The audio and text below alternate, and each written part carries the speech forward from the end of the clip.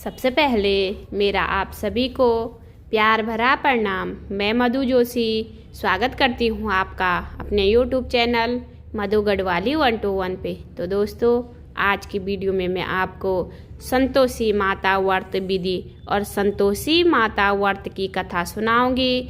आप भी मेरे साथ संतोषी माता व्रत कथा का श्रवण कीजिए। इस व्रत को करने वाला कथा कहते व सुनते समय हाथ में गुड़ व भुने चने रखें।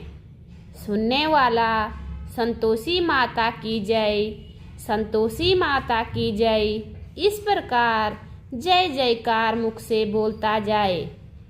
कथा समाप्त होने पर हाथ से गुड़ चना गौ माता को खिलावें।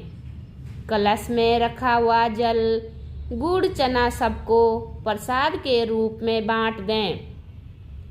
कथा से पहले कलश को जल से भरें, उसके ऊपर गुड़ चने से भरा कटोरा रखें।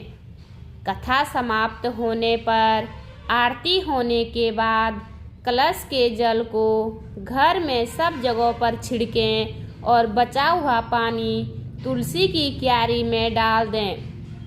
1.25 रुपये का गुड़ चना लेकर संतोषी माता का व्रत करें। गुड़ घर में हो तो भी ले लें। श्रद्धा और प्रेम से प्रसन्न मन व्रत करना चाहिए। व्रत के उद्यापन में अड़ाई, सेर, खाजा, मोमनदार पूड़ी, खीर, चने का साग नैवेद्य रखें। घी का दीपक जला संतोषी माता की जय जयकार बोल नारियल फोड़े। इस दिन घर में कोई खटाई न खाएं और न आप खाएं, न किसी दूसरे को दें। इस दिन 8 लड़कों को भोजन कराएं। देवर जेठ घर कुटुंब के लड़के मिलते हो तो दूसरों को बुलाना नहीं, अन्यथा दूसरों को बुला लें। उन्हें खटाई की कोई वस्तु न दें तथा भोजन कराकर यथाशक्ति दक्षिणा दें। संतोषी माता की व्रत कथा। एक बुढ़िया थी और उसके 7 पुत्र थे। 6 कमाने वाले थे, एक निकम्मा था। बुढ़िया माँ 6 की रसोई बनाती, भोजन कराती और पीछे से जो बचता सो 7 को दे देती। परंतु वह भोला था, मन में कुछ विचार न करता था। एक दिन अपनी बहू से बोला, देखो मेरी माता मुझ पर कितना प्यार है। वह बोली, क्यों नहीं, सबका जूठा बचा हुआ तुमको खिलाती है। वह बोला, ऐसा कभी नहीं हो सकता है, मैं जब तक अपनी आँखों से न देखूं मान नहीं सकता। बहू ने कहा, देख लोगे तब तो मानोगे। कुछ दिन बाद बड़ा त्योहार आया। घर में 7 प्रकार के भोजन और चूरमा के लड्डू बने। वह जांचने को सिर दर्द का बहाना कर पतला कपड़ा सिर पर ओढ़कर रसोई में सो गया और कपड़े में से सब देखता रहा। 6 भाई भोजन करने आए। उसने देखा माँ ने उनके लिए सुंदर सुंदर आसन बिठाए और 7 प्रकार की रसोई परोसी है। वह आग्रह करके उन्हें जिमाती है। वह देखता रहा। जब भाई भोजन करके उठे तब जूठी थालियों में से लड्डुओं के टुकड़ों को उठाया और एक लड्डू बनाया। जूठन साफ कर बुढ़िया माँ ने उसे पुकारा, उठ बेटा, 6 भाई भोजन कर गए, अब तू ही बाकी है, उठना, कब खाएगा। वह कहने लगा, माँ मुझे भोजन नहीं करना, मैं परदेश जा रहा हूँ। माता ने कहा, कल जाता हो तो आज ही चला जा। वह बोला, हाँ हाँ आज ही जा रहा हूँ। यह कहकर वह घर से निकल गया। चलते समय बहू की याद आई। वह गौशाला में कंडे थाप रही थी। जाकर बोला, हम जावे परदेश को आवेंगे कुछ काल, तुम रहियो संतोष से धर्म अपना पाल। वह बोली जाओ पिया आनंद से, हमरो सोच हटाई, राम भरोसे हम रहे, ईश्वर तुम्हें सहाय। देवो निशानी आपनी, देख धरू में धीर, सुधि हमरी न बिसारियो, रखियो मन गंभीर। वह बोला मेरे पास तो कुछ है नहीं, यह अंगूठी है सो ले लो, और अपनी कुछ निशानी मुझे दे दो। वह बोली मेरे पास क्या है, यह गोबर भरा हाथ है। यह कहकर उसकी पीठ में गोबर के हाथ की थाप मार दी। वह चल दिया। चलते चलते दूर देश में पहुंचा। वहां एक साहूकार की दुकान थी। वही जाकर कहने लगा भाई मुझे नौकरी पर रख लो। साहूकार को जरूरत थी, बोला रह जा। लड़के ने पूछा तनख्वाह क्या दोगे? साहूकार ने कहा काम देखकर दाम मिलेंगे। साहूकार की नौकरी मिली। वह सवेरे 7 बजे से रात तक नौकरी करने लगा। कुछ दिनों में दुकान का सारा लेन देन का हिसाब, ग्राहकों को माल बेचना, सारा काम करने लगा। साहूकार के 7-8 नौकर थे। सब चक्कर खाने लगे कि वह तो बहुत होशियार बन गया। सेठ ने भी काम देखा और 3 महीने में उसे आधे मुनाफे का साझीदार बना लिया और 12 वर्ष में वह नामी सेठ बन गया। और साहूकार सारा कारोबार उसके ऊपर छोड़कर बाहर चला गया। अब बहू पर क्या बीती सुनो। सास ससुर उसे दुख देने लगे। सारी गृहस्थी का काम कराकर उसे लकड़ी लेने जंगल में भेजते और घर की रोटियों के आटे से भूसे से जो भूसी निकलती उसकी रोटी बनाकर रख दी जाती और फूटे नारियल की नरेली में पानी। इस तरह दिन बीतते रहे। एक दिन वह लकड़ी लेने जा रही थी। रास्ते में बहुत सी स्त्रियां संतोषी माता का व्रत करती दिखाई दी। वह वही खड़ी हो कथा सुनकर बोली बहनों तुम किस देवता का व्रत करती हो और इसके करने से क्या फल होता है? इस व्रत के करने की क्या विधि है? यदि तुम अपने इस व्रत का विधान मुझे समझा कर कहोगी तो मैं तुम्हारा बड़ा एहसान मानूंगी। तब उनमें से एक स्त्री बोली सुनो यह संतोषी माता का व्रत है। इसके करने से निर्धनता दरिद्रता का नाश होता है, लक्ष्मी आती है, मन की चिंताएं दूर होती है, घर में सुख आने से मन को प्रसन्नता और शांति मिलती है। यह सुनकर बहू चल दी। रास्ते में लकड़ी के बोझ को बेच दिया और उन पैसों से गुड़ चना ले माता के व्रत की तैयारी कर आगे चली और सामने मंदिर देख पूछने लगी यह मंदिर किसका है? लोग कहने लगे संतोषी माता का मंदिर है।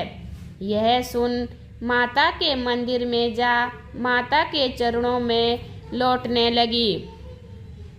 दिन हो विनती करने लगी माँ मैं निपट मूर्ख हूँ, व्रत के नियम को कुछ नहीं जानती, मैं बहुत दुखी हूँ। हे माता जगत जननी मेरा दुख दूर कर, मैं तेरी शरण में हूँ।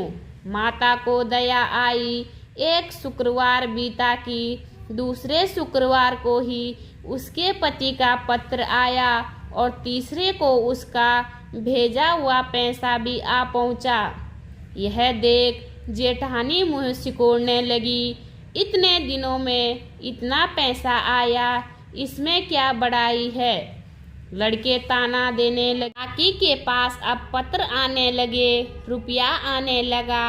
अब तो काकी की खातिर बढ़ेगी, अब तो काकी बुलाने से भी नहीं बोलेगी। वह बेचारी सरलता से कहती भैया पत्र आवे रुपया आवे तो हम सबके लिए अच्छा है। ऐसा कहकर आंखों में आंसू भरकर संतोषी माता के मंदिर में मातेश्वरी के चरणों में गिरकर रोने लगी। माँ, मैंने तुमसे पैसा नहीं मांगा, मुझे पैसे से क्या काम है, मुझे तो अपने सुहाग से काम है। मैं तो अपने स्वामी के दर्शन और सेवा मांगती हूँ। तब माता ने प्रसन्न होकर कहा, जा बेटी, तेरा स्वामी आएगा। यह सुन खुशी से बावली हो घर जा काम करने लगी। अब संतोषी माँ विचार करने लगी, इस भोली पुत्री से मैंने कह तो दिया तेरा पति आएगा, पर आएगा कहाँ से? वह तो इसे स्वप्न में भी याद नहीं करता। उसे याद दिलाने के लिए मुझे जाना पड़ेगा। इस तरह माता बुढ़िया के बेटे के पास जा स्वप्न में प्रकट हो कहने लगी, साहूकार के बेटे सोता है या जागता है? वह बोला, माता, सोता भी नहीं हूँ, जागता भी नहीं हूँ, बीच में ही हूँ। कहो कहो क्या आज्ञा है? माँ कहने लगी, तेरा घर बार कुछ है या नहीं?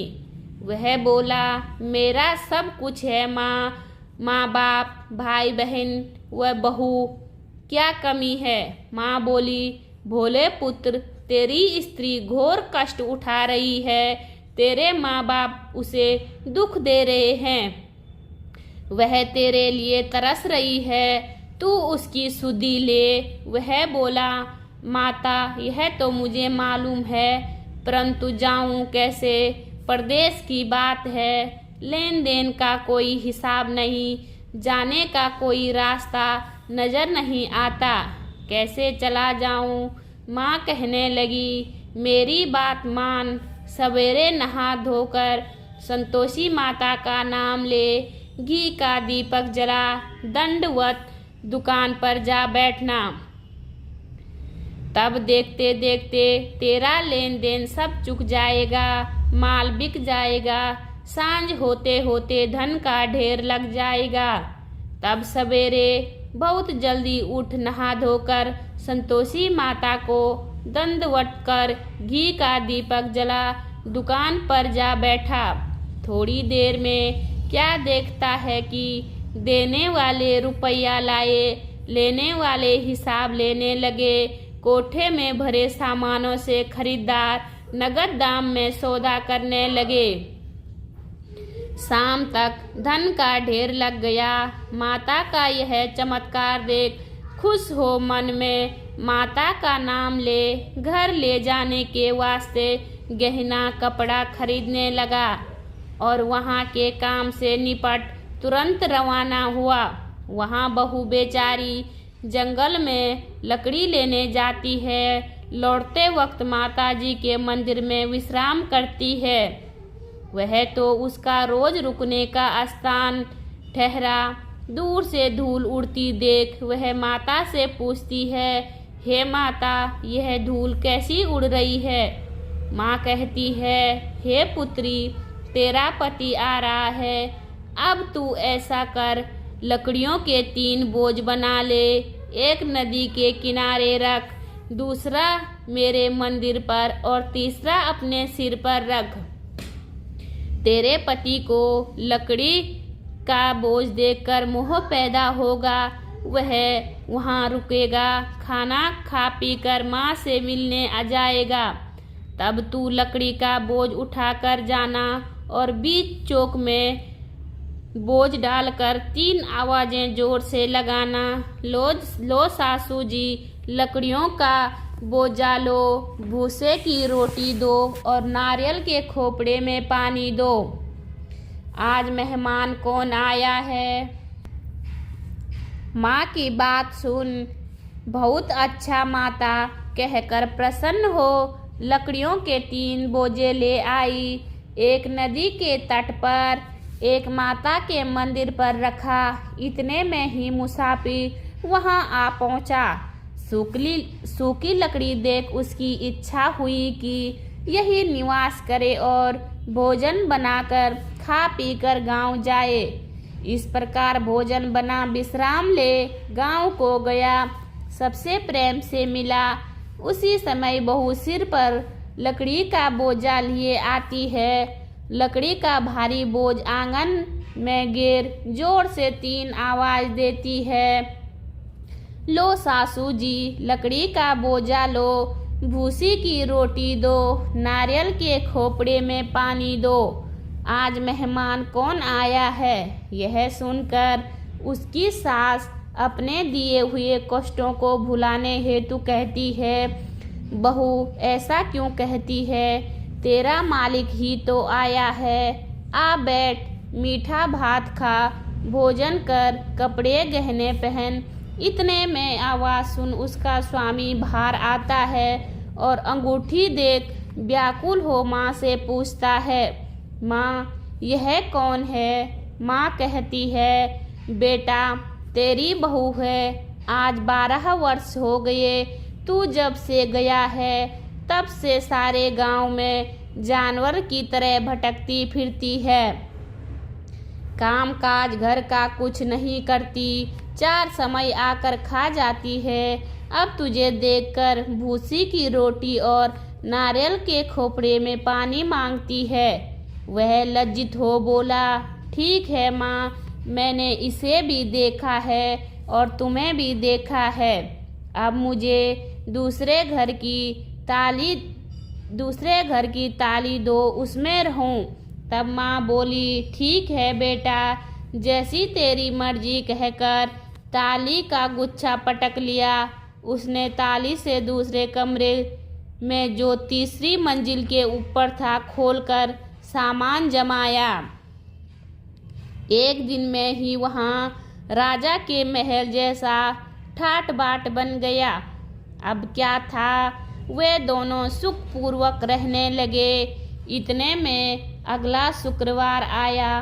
बहू ने अपने पति से कहा कि मुझको माता का उद्यापन करना है। पति बोला, बहुत अच्छा, खुशी से करो। वह तुरंत ही उद्यापन की तैयारी करने लगी। जेठ के लड़कों को भोजन के लिए कहने लगी। उन्होंने मंजूर किया, परंतु जेठानी अपने बच्चों को सिखाती है, देखो रे, भोजन के समय सब लोग खटाई मांगना, जिससे उसका उद्यापन पूरा न हो। लड़के जीमने आए, खीर पेट भर खाई, परंतु याद आते ही कहने लगे, हमें कुछ खटाई दो। खीर खाना हमें भाता नहीं, देखकर अरुचि होती है। बहू कहने लगी, खटाई किसी को नहीं दी, यह तो संतोषी माता का प्रसाद है। लड़के उठ खड़े हुए, बोले, पैसा लाओ। भोली बहू कुछ जानती नहीं थी, सो उन्हें पैसे दे दिए। लड़के उसी समय उठ करके इमली खाने लगे। यह देख बहू पर माता जी का कोप किया। राजा के दूत उसके पति को पकड़कर ले गए। जेठ जेठानी मनमाने खोटे वचन कहने लगे। लूट लूट कर धन इकट्ठा कर लाया था, सो राजा के दूत उसको पकड़ ले गए। अब सब मालूम हो जाएगी जब जेल की हवा खाएगा। बहू से ये वचन सहन नहीं हुए। रोती रोती मंदिर में गई और बोली, हे माता, तुमने यह क्या किया? हंसाकर अब क्यों रुलाने लगी? माता बोली, पुत्री, तूने उद्यापन करके मेरा व्रत भंग किया। इतनी जल्दी सब बातें भुला दी। वह कहने लगी, माता, भूली तो नहीं हूँ, न कुछ अपराध किया है। मुझे तो लड़कों ने भूल में डाल दिया। मैंने भूल से उन्हें पैसे दे दिए। मुझे क्षमा करो माँ। माँ बोली, ऐसी भी कहीं भूल होती है। वह बोली, माँ, मुझे माफ़ कर दो, मैं फिर तुम्हारा उद्यापन करूँगी। माँ बोली, अब भूल मत करना। वह बोली, अब भूल न होगी। माँ, अब बताओ वे कैसे आएंगे? माँ बोली, जा पुत्री, तेरा पति तुझे रास्ते में ही आता मिलेगा, वह घर को चले। राह में पति आता मिला, उसने पूछा, तुम कहाँ गए थे? तब वह बोला, कहने लगा, इतना धन जो कमाया है उसका टैक्स राजा ने मांगा था, वह भरने गया था। वह प्रसन्न हो बोली, भला हुआ, अब घर को चलो। कुछ दिन बाद फिर शुक्रवार आया। वह बोली, मुझे माता का उद्यापन करना है। पति ने कहा, करो। फिर जेठ के लड़कों को भोजन को कहने गई। जेठानी ने एक दो बात सुनाई और लड़कों को सिखा दिया कि तुम पहले ही खटाई मांगना। लड़के भोजन के पहले ही कहने लगे, हमें खीर खाना नहीं भाता, जी बिगड़ता है, कुछ खटाई खाने को दो। वह बोली, खटाई खाने को नहीं मिलेगी, खाना हो तो खाओ। वह ब्राह्मण के लड़कों को लाकर भोजन कराने लगी। यथाशक्ति दक्षिणा की, जगह जगह एक एक फल उन्हें दे दिया। इससे संतोषी माँ प्रसन्न हुई। माता की कृपा होते ही 9वें मास उनको चंद्रमा के समान सुंदर पुत्र प्राप्त हुआ। पुत्र लेकर प्रतिदिन बहू माता के मंदिर में जाने लगी। माँ ने सोचा कि वह रोज आती है, आज क्यों न मैं इसके घर चलूं, इसका आसरा देखूं तो सही। यह विचार कर माता ने भयानक रूप बनाया। गुड़ और चने से सना मुख, ऊपर सूंड के समान ऊँट, उस पर मक्खियाँ भिनभिनाती रही थी। दहलीज में पांव रखते ही उसकी सास चिल्लाई, देखो रे, कोई चुड़ैल चली आ रही है, लड़कों इसे भगाओ, नहीं तो किसी को खा जाएगी। लड़के डरने लगे और चिल्लाकर खिड़की बंद करने लगे। बहू रोशनदान से देख रही थी। प्रसन्नता से पागल होकर चिल्लाने लगी, आज मेरी माता मेरे घर में आई है। यह कहकर बच्चे को दूध पीने से हटा दिया। इतने में सास का क्रोध फूट पड़ा।